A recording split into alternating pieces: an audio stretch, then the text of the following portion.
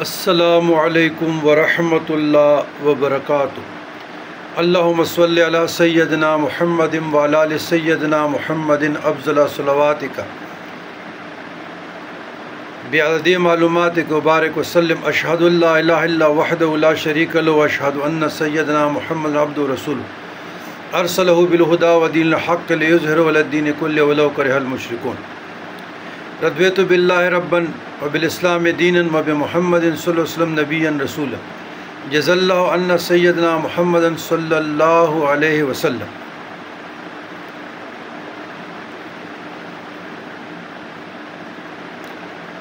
قال رسول اللہ صلی اللہ علیہ وآلہ وسلم وقال ربکم ادعونی استجب لکم ان الذین یستکبرون عن عبادتی سیدخلون جہنم داخرین۔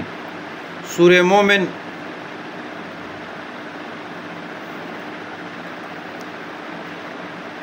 عزیزان گرامی، قرآن مجید فرقان حمید کی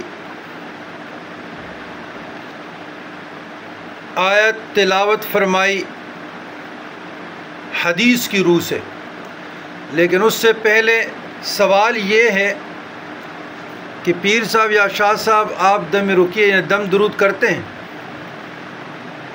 تو جناب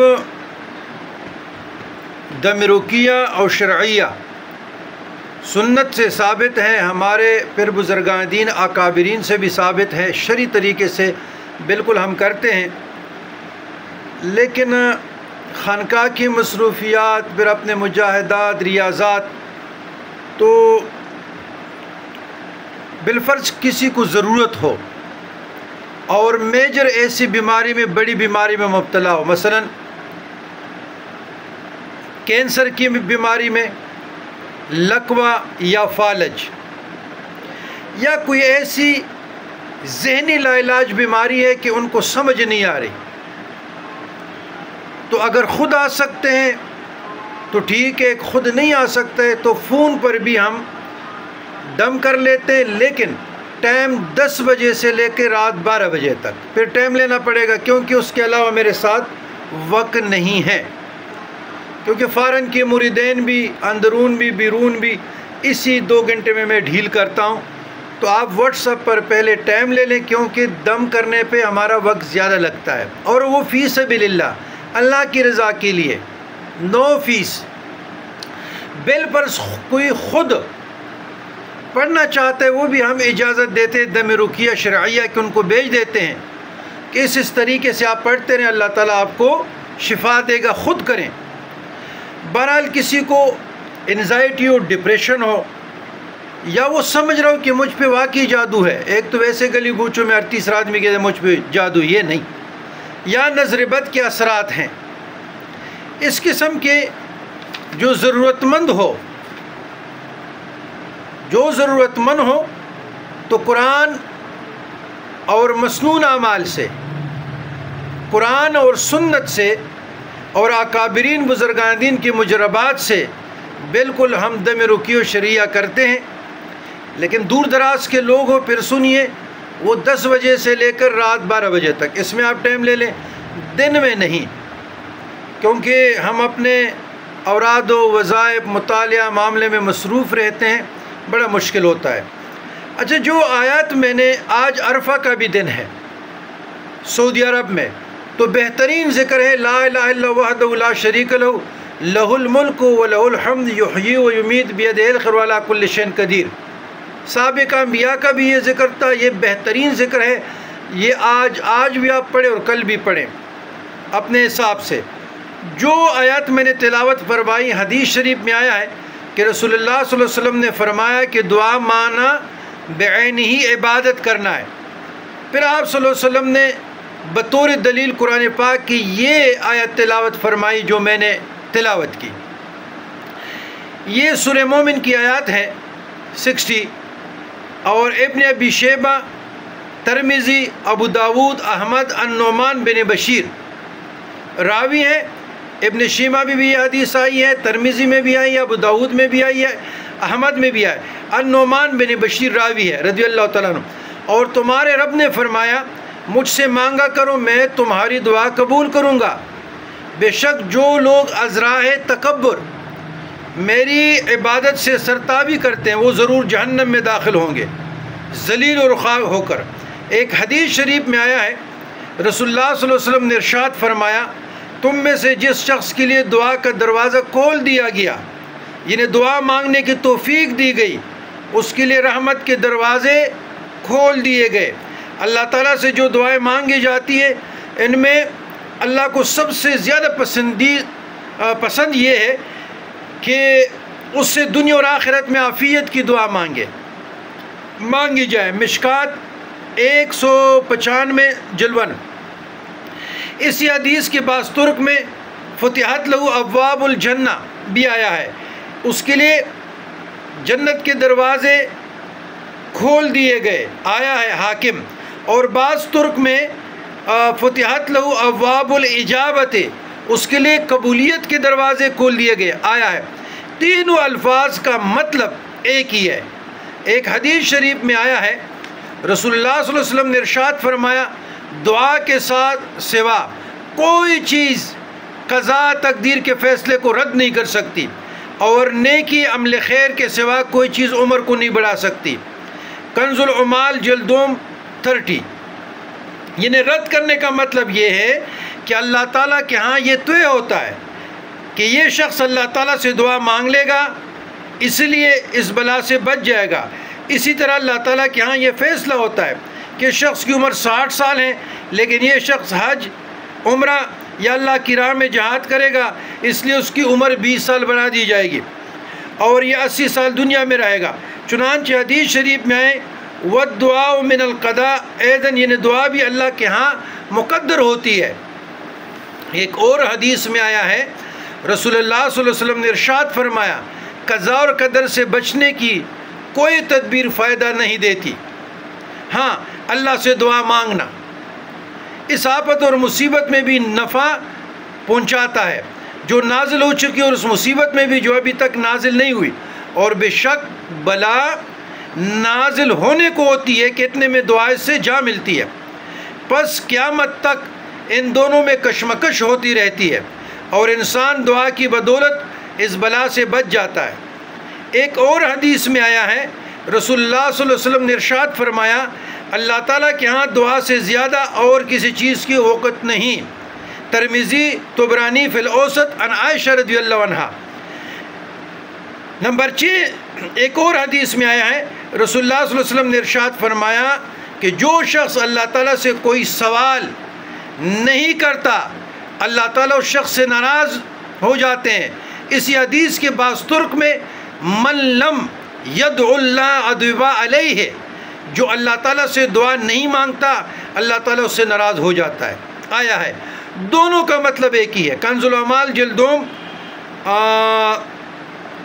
29۔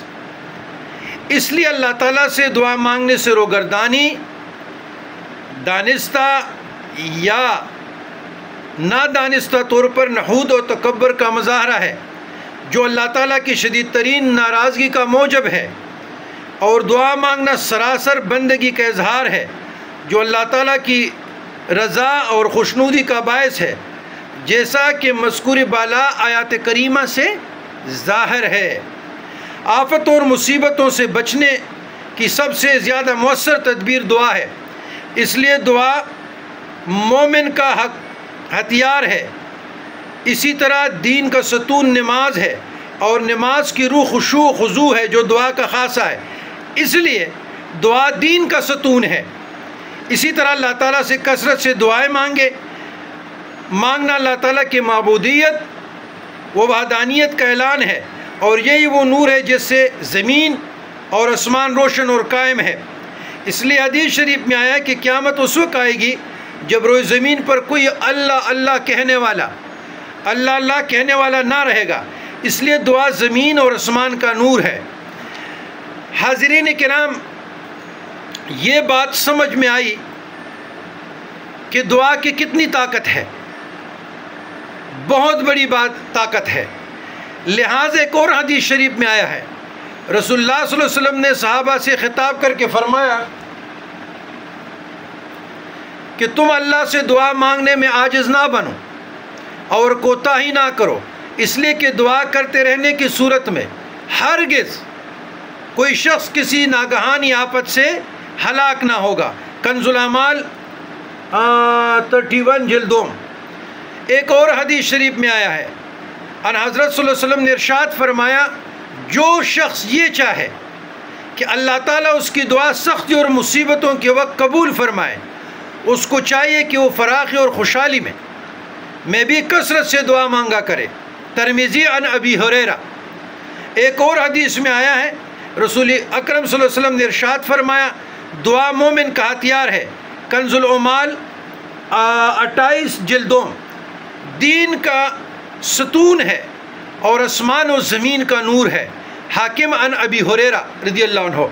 ایک اور حدیث شریف میں آیا ہے، ایک مرتبہ رسول اللہ صلی اللہ علیہ وسلم ایک ایسی قوم کے پاس گزرے جو کسی مصیبت میں گرفتار تھی، تو ان کی حالت دیکھ کر آپ صلی اللہ علیہ وسلم نے فرمایا، کیا یہ لوگ اللہ تعالیٰ سے عافیت کی دعا مانگا نہیں کرتے تھے؟ مسند بزار عن انس۔ اللہم انی اسألک العفو والعافیت والمعافات فی الدین والدنیا والآخرہ۔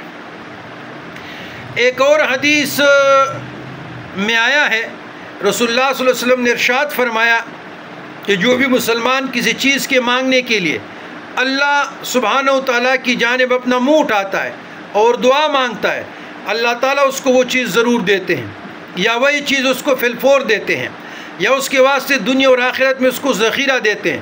مسند احمد عن ابی ہریرہ رضی اللہ عنہ۔ یعنی دعا قبول ہونے کی 3 صورتیں ہیں۔ اگر اللہ تعالیٰ کے نزدیک قرین مصلحت ہوتا ہے تو فوراً مراد پوری کر دی جاتی ہے۔ نمبر 2، اگر فوراً مراد پوری کرنا قرین مصلحت نہیں ہے تو بنا تاخیر مناسب وقت پر وہ مراد پوری کر دی جاتی ہے۔ نمبر 3، ورنہ اس کا نعم البدل دنیا یا آخرت میں دیا جاتا ہے، لیکن اللہ تعالیٰ سے دعا مانگنے کا اجر تو بہر صورت مل ہی جاتا ہے، اس لیے کوئی بھی دم دعا رائگاں کسی صورت میں بھی نہیں جاتی۔ تو حاضرین کرام، دعا مانگنا عبادت ہے، دعا نور ہے، دعا ہتھیار ہے، دعا عبادت کی ماز ہے، دعا تقدیر کو بدل دیتی ہے۔ اب دعا نہ مانگنا اللہ کی ناراضگی کا سبب ہے، اللہ کی ناراضگی کا سبب ہے۔ ہر حال میں دعا مانگو، اللہ سے عافیت مانگو، اللہ سے سلامتی مانگو، اور جلد بازی سے گریز کرو۔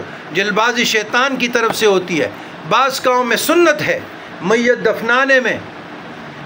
دفنانے میں آپ جلدی کریں، نکاح کرنے میں جلدی کریں، اس میں سنت ہے خیر کے کاموں میں۔ لیکن اب ہم بہت جلد بازی کر، جی ہماری 2 دن وظیفہ پڑھ لیا، تیسرے دن پہ چھوڑ دیا، فیس بک میں اور وظیفہ پڑھ لیا، ادھر سے شروع کر لیا، جی پریشان ہوں، جی مصیبت میں ہوں، جی آزمائش میں ہوں، جی مر گئے، جی لڑ گئے، برباد ہو گئے، میری شادی نہیں ہو رہی، میرا نکاح نہیں ہو رہا، میرا کاروبار نہیں ہے، میرا روزگار نہیں ہے۔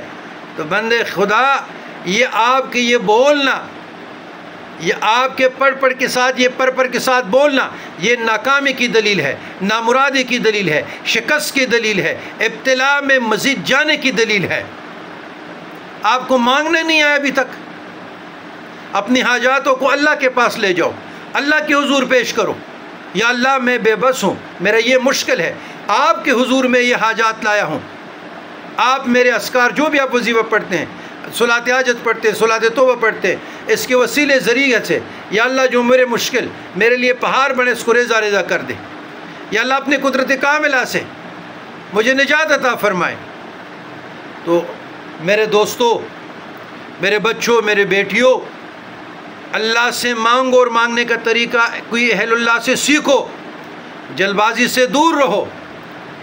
تو یہ میرا پیغام دل سے، توجہ سے، تفکر سے سنیں۔ والسلام علی من اتبع الہدی۔